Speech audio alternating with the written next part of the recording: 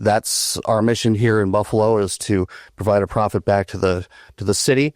And therefore, whether you're a customer of ours or not, if you're a property owner or you enjoy Buffalo parks or just enjoy being in Buffalo in general, you'll benefit from us having the best quality parks we can have while also keeping property taxes as low as possible.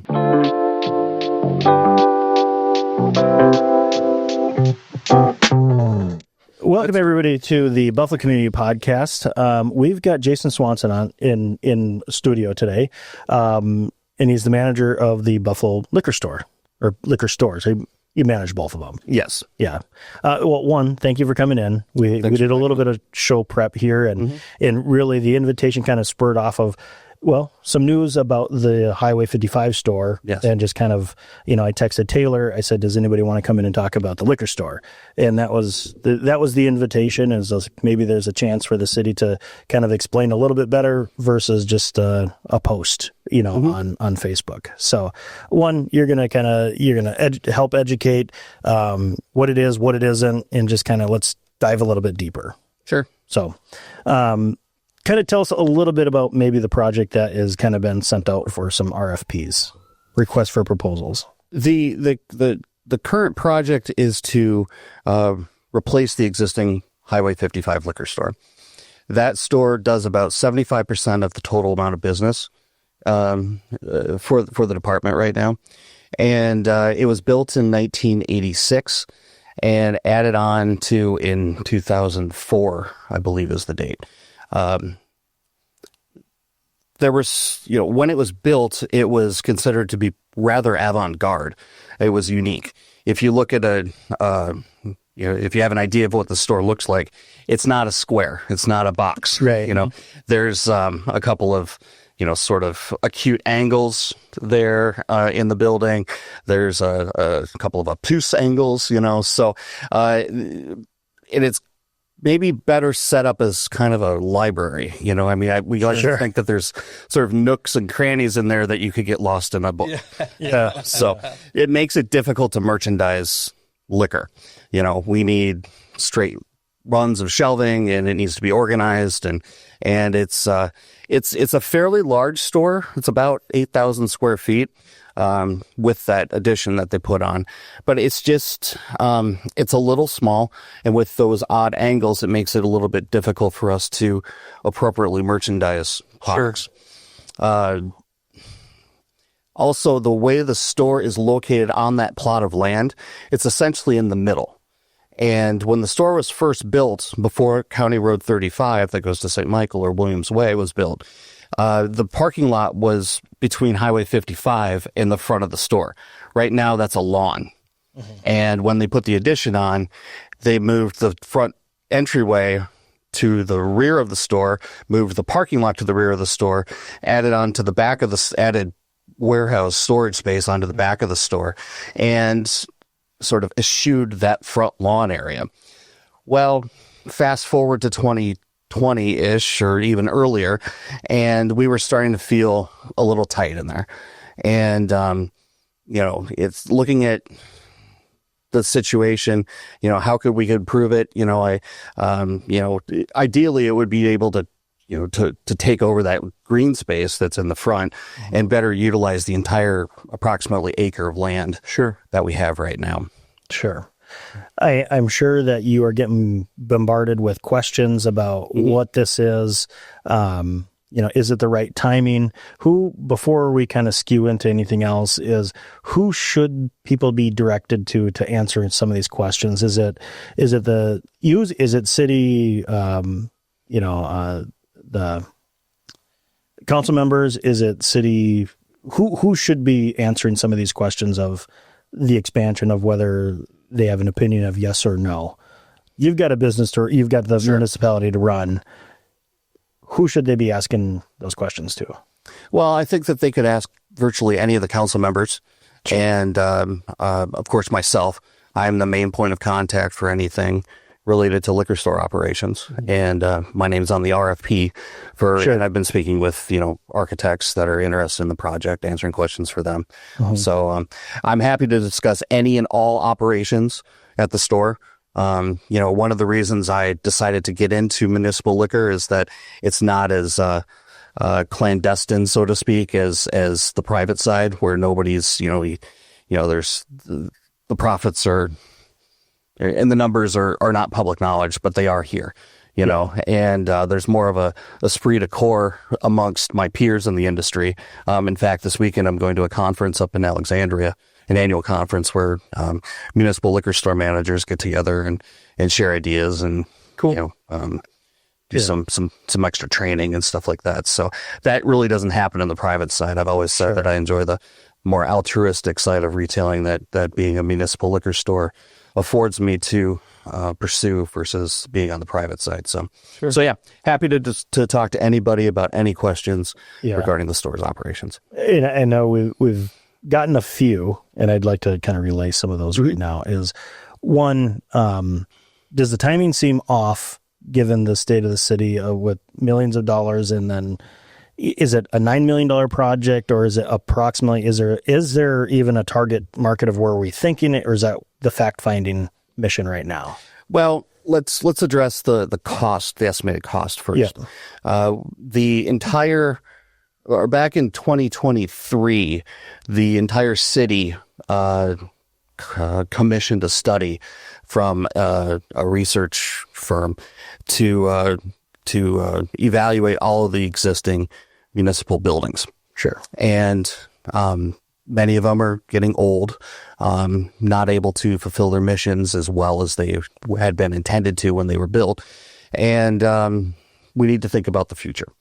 So among the buildings looked at, the liquor store on Highway 55 was identified as one of those in the most need of attention.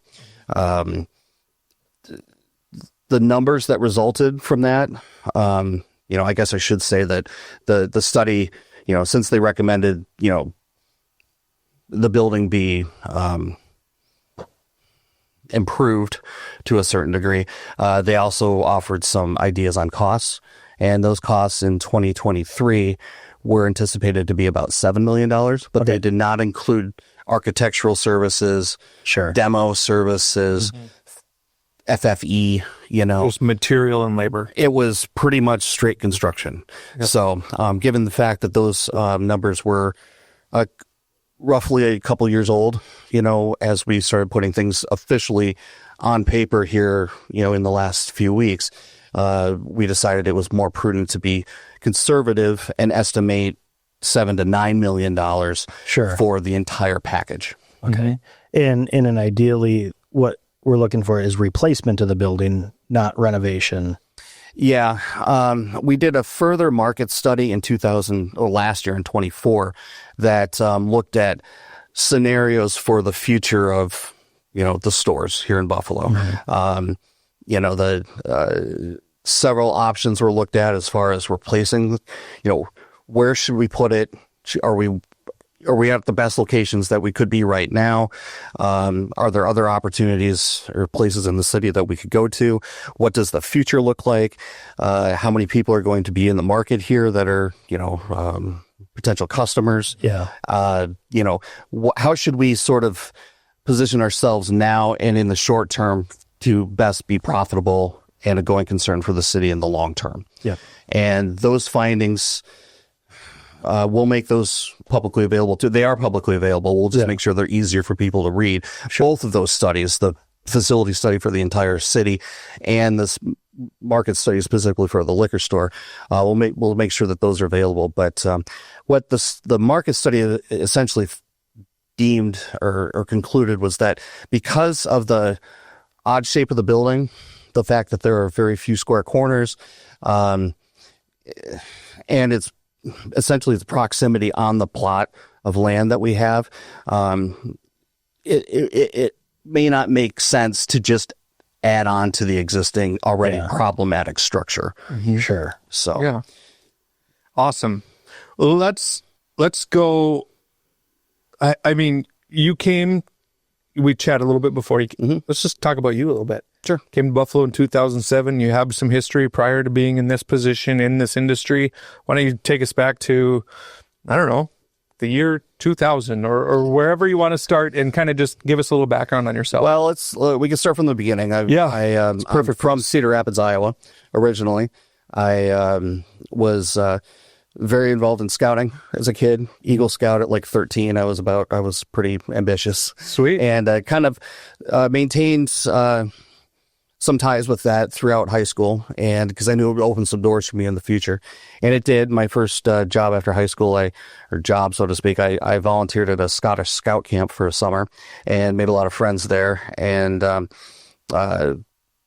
eventually moved, I came back and went to Marquette University in Milwaukee, got a bachelor's degree in international relations and French literature. Wow. Ran around the world for a while and ended up settling in Eden Prairie, the Western Metro. Met my wife, and we got married, moved to Plymouth or Maple Grove.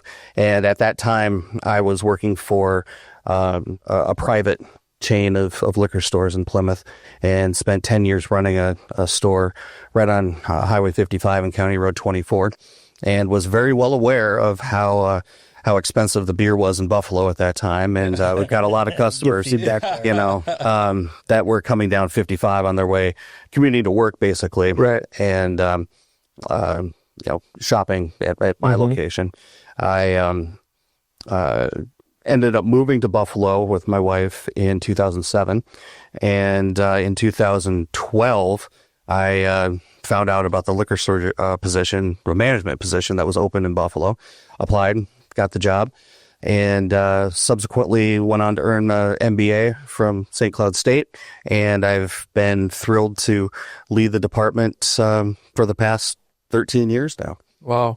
Nice. It goes fast. I don't think I knew about that, especially the French literature part. That's a pretty unique background. It is. Yeah. My daughter is heading off to college this fall, and she is pursuing a nursing degree. And I'm very thankful that she's doing that, because I don't regret anything that I did, but I wish that I would have had a degree from at least undergrad that was a little more marketable. Sure. I could tell you about the French wines. Yeah. Well, or at least read them. Yeah. No, I never anticipated being in this business. I've done a lot of European travel and international travel, and the one thing that I wish that I would have done when I was a student and doing more traveling was to take maybe a little more advantage of some of the opportunities to visit, especially when I studied in Bordeaux for better part of 6 months, kind of taking advantage of that. But I never knew that a kid from Iowa was going to end up, teaching rock climbing and abseiling in Scotland, or, studying in Bordeaux, France, and let alone being, a liquor store manager. So, I love the wine side of it and the French side of it. Buffalo and wine in a whole is just, as a whole, I should say, is a very small part, a smaller part of our business, and especially French wine. So, it was an interest I had at the time. We'll leave it at that. I don't use my French very often anymore. Yeah, sure. Awesome. So I think one of the questions I have, and maybe you touched on it before I got into the room, is, with the city of Buffalo running the liquor store, is where does the profit go? It goes back into the community, I'm assuming. Is there anything you can share on that aspect that the general public might not know? Well, one thing that's kind of that I've seen on some of the Facebook replies or posts is the idea that the liquor stores take public dollars, and we are completely self-sufficient. A quick primer on municipal liquor stores. After the repeal of Prohibition, one of the tenets of the 21st Amendment was that the government, the U.S. government, the federal government, got out of regulating alcohol. They collect the taxes, and there's some federal regulation, but as far as like the retail side of alcohol, liquor stores and bars, they left that to the states. So the first decision the states had, well, are we going to be wet or dry? And a lot of states decided they weren't going to deal with it. In Minnesota, I'm no scholar on this, but from what I can ascertain, in the early 30s, Minnesota decided that, the state would allow alcohol sales, but it would be up to the counties and or the cities to decide how they wanted to deal with it. There'd be some state laws, but also some local laws that would be put on the books. So in 1938, the original liquor store began in Buffalo. I believe that was an on-off sale, as we call it in the industry, a bar that you could also purchase alcohol to take home. To go. Not a drive-through. Yeah, right. This is not Texas. That location, I assume, was started with some public money. But since then, the stores have more than repaid to the tune of millions of dollars in profit back to the operation. So the profits that are generated annually from the stores, again, there are no public dollars that are used in any sort of budgeting for store operations. The profits are used in two ways. One, some is retained as reserves for inventory, purchasing, maintenance, and such. You get retained earnings, so to speak. Yeah. And the other, what's left over, is called the transfer. And then those funds are transferred back to the city. Municipal accounting baffles me, but essentially our profits then go to the general fund. And here in Buffalo, we typically give that money to the Parks Department to help shore up their operations. So there are other municipal cities or cities that don't have municipal liquor stores that got rid of them for one reason or the other years ago, that especially in 2008 when the big recession happened, we're maybe regretting the decision to get rid of the liquor stores because the local government aid from the state dried up. So having multiple sources of revenue for any business, profit or nonprofit, is really a prudent thing to do. And that's our mission here in Buffalo, is to provide a profit back to the city. And therefore, whether you're a customer of ours or not, if you're a property owner or you enjoy Buffalo parks or just enjoy being in Buffalo in general, you'll benefit from us having the best quality parks we can have while also keeping property taxes as low as possible. Yeah. And I think that's probably where, you hear some loud complaints about the monopoly that the city of Buffalo has on liquor and beer sales, right? And I think helping people understand where maybe things in Buffalo are a little bit better, because you don't get an email report every week saying, Buffalo liquor store profits went to this, and this. It just, it's easy to feel like it's just a money-making machine and everybody's getting rich off of this and nobody else can do it because it's such a, so I think it's good to touch on those things, those areas of where Buffalo is a better place to live, in part because of a municipal liquor store. To address the monopoly issue real quickly, there's a part of the state law that allowed for municipal liquor operations that says that a municipality, if they have municipal liquor stores, is not obligated or has they have the option of issuing other licenses, liquor licenses, but not a requirement. It's not a requirement. Sure. I probably should touch base with the attorney. Okay. All right. I don't know chapter and verse on the laws, but that's why you don't see typically in municipal liquor cities, you don't see other competition. There are a few that do allow a couple private, stores here and there. Sure. But generally speaking, it would be in the best interest of the city to protect their market and not issue other competing licenses. In Buffalo, we do offer the 3-2 license. So you'll see beer at Cub and Walmart and stuff like that. It's lower alcohol. That's kind of a whole nother story. But and Minnesota is notoriously the last state to have a 3-2 law. It used to be more common. There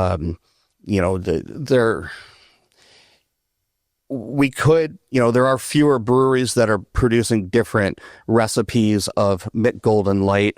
That there used to be two different versions of it, the 3-2 version, and then the regular version. Truth be told, there's a smidge of difference between the two as far as alcohol content goes.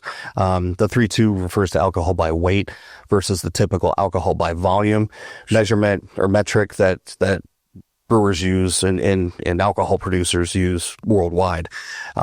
So that it's just a hair's difference, between the two. But there's the geographic exclusivity is a strategic, advantage that the municipalities have. However, like I said earlier, I used to be the competition when everybody, for years. Mm-hmm. And we're a very mobile society, and you can go 8 miles to Maple Lake or Delano or Monticello or any of the neighboring communities and purchase liquor there too. Mm-hmm. I try to be as competitive as possible pricing wise, because I know that our customers shop around. I know that there are delivery options. I know that the marketplace is competitive. What we do offer is convenience. So we will never be the cheapest place in town. I don't run a super, I don't run doorbusters typically, right. Such, I'd rather have one price. I respect the fact that our consumers here in Buffalo, if they wanted to shop someplace else, they would have to drive almost 20 miles round trip to go save $3 or $4. Mm-hmm. If you're going in that direction, fine, I get it, but I'd rather have the pricing be consistent, a fair price, and you don't have to just time your purchasing at the stores, religiously, I know that this beer is going to be $3 cheaper, in a week or two, or I've got to wait until it goes on sale again. Oh shoot, I bought it today and it's on sale tomorrow. Right. Yes, I'll have to drink these ones. Yeah. That we do run a couple, good sales during the year. Our progressive wine sale. Yeah. Wine is among our most profitable items. So, we do it's a progressive or sequential sale where it starts on the 25th of the month in January and July, and the discount is the date of the month. So by the 31st, you're getting 31% off, and that's just basically above cost for the wine. So we don't do case discounts. We still have to keep the lights on, of course. Yeah. But it's in they're fair prices. Whatever the price on the bottle is, I don't take off sale tags and mark it up. Right. Yeah. It's we don't do, because we have that luxury of geographic exclusivity. I don't feel a real need to market a lot. I want to get out and make sure that, or market pricing, at least, the goodwill and the other maybe intangible aspects of the service that we provide is something that I know I need to be better at, and we need to be better at as a city. And we're constantly trying to do things, probably not fast enough. But, I would rather reinvest in customers than just, local marketing options, which are arguably not as, they're different here than they would be in, say, there's print media, visual, audio media. You know what I'm talking about. Yeah. We don't have the Star Trib here. We don't have WCCO here. It's not cost effective for me to market in those sorts of environments. Right. The people who are going to come to Buffalo. Exactly. And it's a convenience. It's interesting to hear it, because you heard it as a competitor saying, "Oh, I'm not buying in Buffalo." I'm here on there, and now you're that hat on there, so you kind of hear it both. I mean, it's not naive to think that, so you're well aware that people are verbal about it, about the pricing. I'm kind of curious with a possibility of a new building, is there anything talking about municipal THC or dispensary stuff like that, or is that any part of the conversation? It's a big part of the conversation. Our THC sales have grown exponentially in the past almost 2 years that it's been legal. It's one of it is the fastest growing category in the store. And, I think that last month we probably doubled what we did, if not almost tripled what we did the prior March 24. So that's another thing with the problems with especially the highway store. There are so many products that are available. When that store was built in the 80s, you had a handful of different brands. Yeah, light beer and heavy beer. Pretty much. You know, do you want Hanson's or Schlitz? Maybe, you know. We got both kinds of beer. Right. You know, do you want it returnables or cold clean? and warm. You know, right. And, you know, there's innovation has just, you know, that's just the name of the game in liquor. You know, they're always coming out with new flavors. I often say that the big breweries are trying their best to make beer not taste like beer. And they figured that out years ago by making light beer and then the Bartles and James, the wine coolers, the seltzers, the Mike's Lemonade, the Zimas, you know, gotta love the Jolly Rancher and the Zima. Yeah. So, and so they bring that back too, you know, I mean, it's, everything old is new again. Some nostalgia, right? With this, and it's more of a conversation, you said the highway store does like 75% of the business for it. Is there any talk of like, if we were to get this new building, well, why don't you just close the downtown one and just put all eggs in one basket? Yeah, and just briefly, remind me to come back to that. Just briefly to go back to the cannabis subject. Yeah, the city is exploring the idea or the opportunity to run a dispensary. That is legal per the new state laws. code, The main thing with the code is that the local government units are the quota is 2 per local government unit. So our local government unit is the city of Buffalo. They require, or I'm sorry, the quota is 1 per 12,500 capita. So since we're under 25,000 people here in Buffalo, we could have up to 2 2 dispensaries that are privately owned. Municipalities are allowed to operate and own a dispensary, but it does not count to the quota. So we did a market study regarding how much cannabis sales would be in, say, 2030. This is, again, a year ago when we did this. But they estimated the market should be about a $6 million market in sales. Sure. And at a 25+% profit margin, that's pretty lucrative. You know, however, if you divide that by at least 3, you know, that's just going to dilute your profits even more. So let me see if I can understand this one, because I sat through one thing at Rotary. It was based on the population is 12,500. So if it's 12,501 people, then there's 2 licenses issued. But if a municipality takes a dispensary, they could still, or do they have to have an opportunity for those licenses, or it does not count towards the quota. So if we're at 12,001, the quota would be 2, and a municipal dispensary would not count towards that 2. So there would be 3. Sure. If there are 2 here. And maybe I'm not understanding the program that I sat through is based on the law. What I understood was, based on the population, they have to give a license out to somebody, you know, if they meet all the criteria, if they meet that population. Is that not true? Well, the licensing is, the vetting process is quite, vigorous. Right. You know, and involved. I guess I think the best way for me to answer that is if you fulfill all the requirements for a license, then and you get offered a license, you can start operations. Right. You know. So if you meet all of the requirements, maybe the question is, if you meet all of the requirements, the city then has to issue that license, or they still have the license is issued by the state. Okay. So the Office of Cannabis Management issues the license. Got it. Oh, okay. The state, to get the license, you have to. There's, to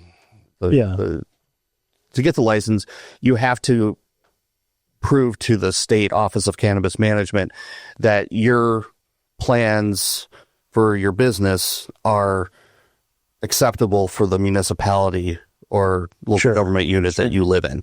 So, we have, to operate a cannabis business in the city of Buffalo, you have to be within a certain zone of the city. Yeah.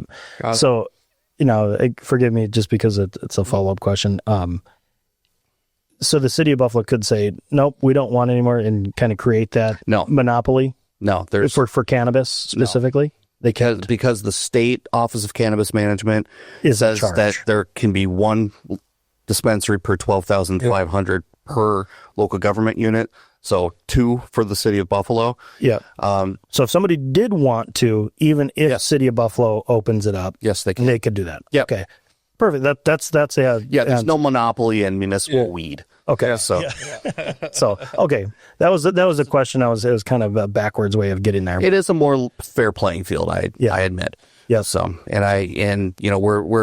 we haven't decided as a city if we're going to do this. We've applied for a license. It is likely that we will get the license. We think we put in a very strong application. We paid $2,500 for the privilege of getting a license. We decided to do that because we don't know if another tranche of licenses will be released. There likely will be, but we don't know when. Right. So And at what price? Exactly. So by paying the $2,500 to make the application, to submit the application, this buys us some time. So we understand, and things are moving all the time, as we know, with the Cannabis Management Office. We believe that it's going to be, when we learn that we're awarded the license, we will have at least a year, if not longer, maybe 18 months or longer, to actually go into business. Sure. So doing this buys us a little time to do a little bit more research, a little more due diligence, and really decide if this is something we want to do. Sure. If we do build this new building, getting back to one of your previous questions, the idea would be that we could put about a 13,000 plus square foot building on the existing property and also virtually double the parking lot size at the same time, because we're using that lawn area. Yeah. And, we want to future proof it. We want to maximize the square footage. We want to make sure that if there's if there's a need for the liquor store to enlarge sometime in the future, we would have that opportunity. But we don't need that space right now, because I'm thinking like a 10,000 square foot building, which is the size of what you would see at the new Cub in St. Michael or the Cub in Maple Grove on what was it, Weaver Lake Road or whatever that is. It's spacious. It's plenty of room. I don't want to go any bigger because you run the risk of being a beer and liquor museum versus a retailer. And there are plenty of products that don't move as well as we thought, or you only get 3 or 4 bottles purchased a year, but if you don't have them,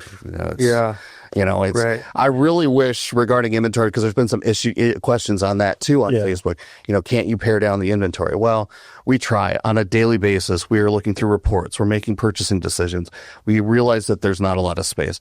If something new comes in, something else has got to go. And we work with our distributors as much as possible to, get credit on things, try to figure out ways to get rid of problems, so to speak. Yeah. And at the end of the day, you got to put what sells out. Exactly. Right. What is the best seller, beer wise? Beer wise, Busch Light, I believe, is right up there. The regular case cans. As far as individual items go, Fireball would be. Those little shooters. Yep. Yeah. Yeah, it's a monster. Don't throw those out your window. Well, one, don't drink and drive, but we just did some road cleanup. You find that stuff all over the place. Yeah, people. It's sad, but anyway. So, Wow. That was a lot, and I'm sure as we're here and things develop, it's probably not going to be the last conversation that we have with somebody at the city. Sure. But I really appreciate you coming in and hang on. Wait a second. 2 liquor stores. Oh, yeah. Do we need? Oh, yeah, come there. Yeah. Thank you. Yeah. For the time being, yes, because with the intent being to rebuild on the current location with a hopefully future-proof store. Also, that particular corner is among the most high-trafficked in the city. We're right next to a Coburn's. There's a reason why you see liquor stores next to grocery stores in every major, consumer. Milk, eggs, bread. Right. Birds of a feather, it's general merchandisers tend to do better when they flock together, so, Ryan's Way is going to open up. That's going to make access easier. There's going to be a roundabout or some sort of traffic management, probably a roundabout going in on Ryan's Way. So there's a lot of improvement going on there. And that's why we think that location is the best going forward. I agree. We will need a second location, the downtown location, to take up the slack from the highway store being closed. You know, it's not convenient for people. We understand that. That's been the case since it was almost built. You know, it was a great idea at the time. It just... And there used to be a grocery store there. Right. Coburn's used to be across the street. It used to be, Settlers Parkway wasn't there, you know, so to get from the southeast side of town to 55 or Cub, you basically had to drive right past it. So there was also a Family Dollar next to us there. You know, it was a little bit better landscape from a market situation or perspective.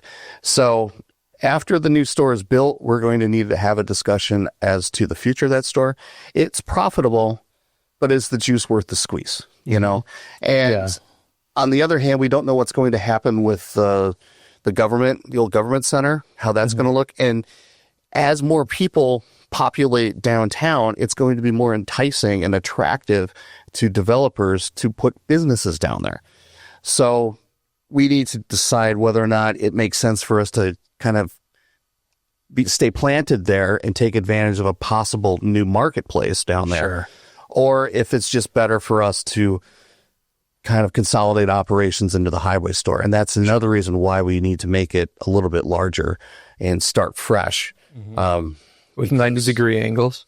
Yes, we like square corners. So let me put a pallet in that corner. Yes, easier. There's 2 HVAC rooms at the highway store too, you know, so there's a lot of redundancies in areas that we can really address some low-hanging fruit as far as operations go and provide a better experience for customers. I mean, we've got 3 or 4 types of flooring in that highway store. And I always wanted to replace it, but it's like, well, if I do the floors, well, I got to do the walls. And the ceiling should probably be replaced because the tiles are stained and old-fashioned. Now I'm going to look. And I'm going to look too. And the beer cooler, you know, the guts of it have been replaced. But, you know, if you're doing the floors, you might as well do the walls. You might as well look at the beer cooler. All the doors are original from 1986, so they don't seal very well. They still function. Right. But I don't think the glass is very insulative. And your favorite beer might not even be in the cooler. Right? It could be.